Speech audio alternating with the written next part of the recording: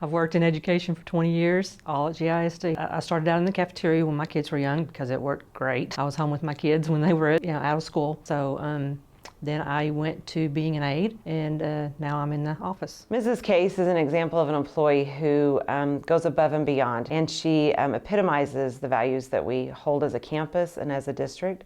Our campus motto is positively impacting every leopard every day. And we came up with that motto because every leopard means all of us. It means the adults and the students in the building. And that's exactly what Tammy Case does every day. Junior high is a tough age. They come in sometimes and they're angry all over. And so, you have to react calmly and try to calm them down. It's a whole lot better to be positive than to not. You just look at the bright side of things and, try to make everybody's day better. She is very patient with our students. And if they come in and they need a new student ID, she helps them quickly get that and take care of it. And she also is very kind and respectful with our parents when they come in, helps them register online, helps them find out whatever they need to know about the school.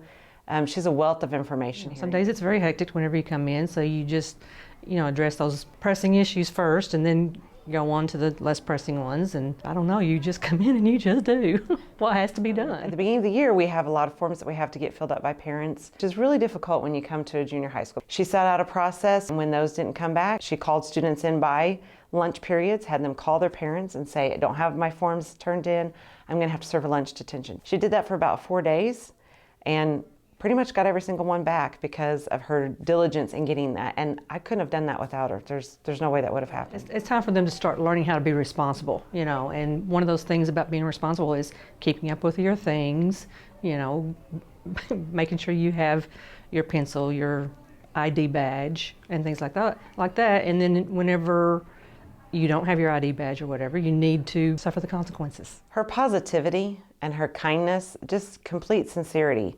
Never says no, always asks how can I help, notices a need and jumps in and fills it.